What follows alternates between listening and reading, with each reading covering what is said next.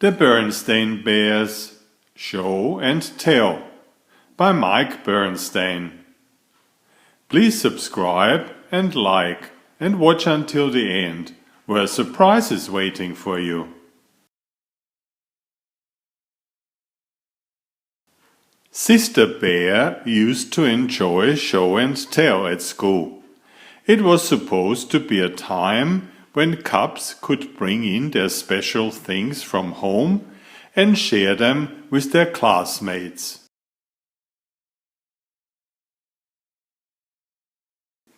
But lately she felt that show and tell time was becoming show-off time.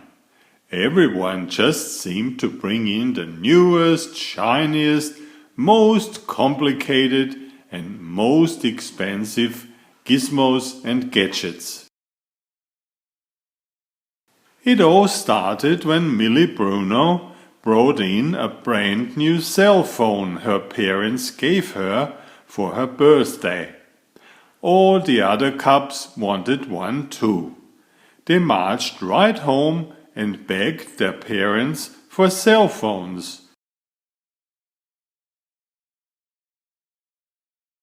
Some parents gave in, but some didn't. The cubs who didn't get one were pretty grumpy about it. This included Sister, since Mama and Papa thought she was still too young for a cell phone.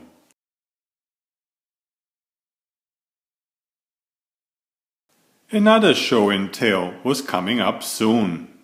Sister decided to bring her favorite Barbie doll. That seemed safe, but before it was her turn, her friend Lizzie Brune stood up. "This is my brand new, fit and trim, super exercise Barbie," said Lizzie proudly. "She's the latest thing.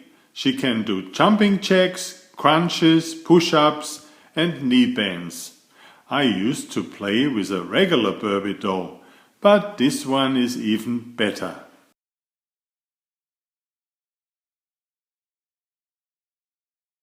When it was Sister's turn, she hid her old Barbie behind her back and mumbled that she had forgotten to bring anything.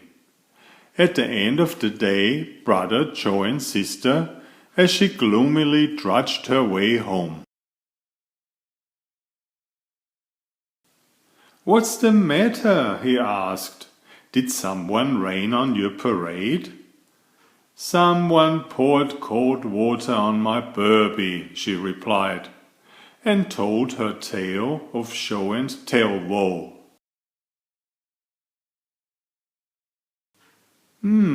Said Brother, thinking it over.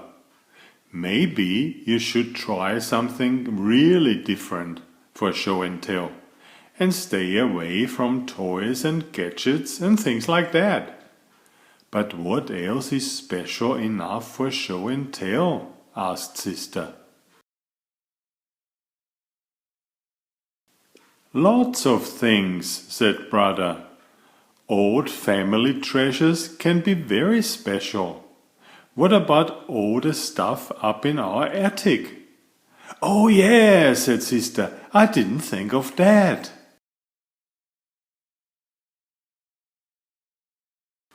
When they arrived home, they gave Mama, Papa and Honey quick hugs, then eagerly climbed the stairs to the attic. It was a little dark and spooky up there. Boxes were piled on top of other boxes. Strange shapes were leaning against other strange shapes. But there certainly was a lot of interesting stuff. The cubs began to look through the boxes piled on boxes. They found all sorts of unusual things. They found a gold statue of a bear holding a water vase. She had a clock in her tummy. "What about this?" asked Sister. Brother shook his head. "Too silly," he said. "What about this?" asked sister. She put on an old moth-eaten Great Bear war uniform. It hung down to her feet. Brother shook his head. "It smells funny, and it's way too big for you," he said. "Wait a minute," said sister. "What's this?" Behind one of the boxes she found a big green hoop. "Wow," said brother, "that's an old twirler hoop. Let's give it a try." "This is how you use it," explained brother, holding it around his middle. He tried to twirl it, but he couldn't seem to get the neck. It just fell down around his ankles.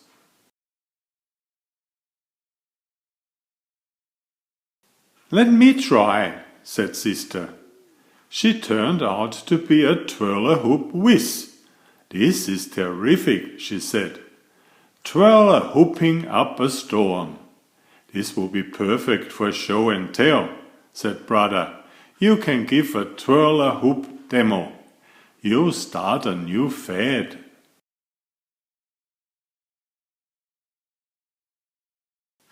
And so, at the next show and tell, sister brought in the old twirler hoop from the attic. No one except Teacher Jane had ever seen one before. Sister twirled and twirled.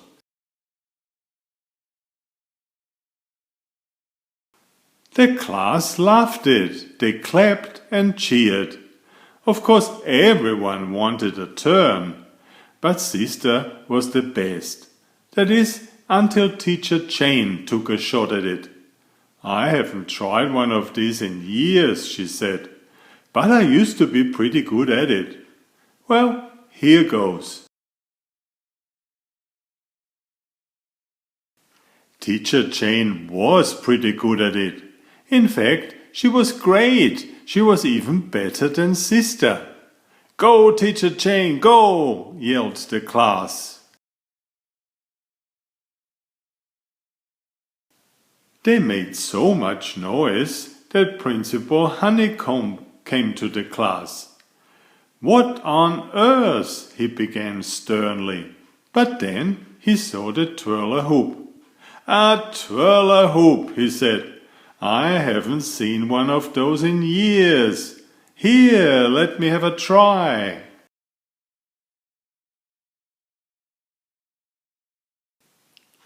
As Principal Honeycomb twirled away, sister realized something important. Things don't necessarily need to be brand new, complicated, or expensive to be special. Sometimes the plain and the simple, or the old and the forgotten, can be very special indeed. And that's well worth showing and telling about. Enjoy my new series Oliver and Jumpy. 19 video books with about 500 pictures. There's text, but I also read it aloud for the younger children. I have written 65 stories and had them illustrated at great cost for your children's fun. Oliver is an elegant tomcat and Jumpy is his lady friend. Oliver loves to ride in Jumpy's pouch when they go for adventures together. Please find a link to the first book in the description of this video. Please always subscribe and like if you find my effort interesting. Thank you so much.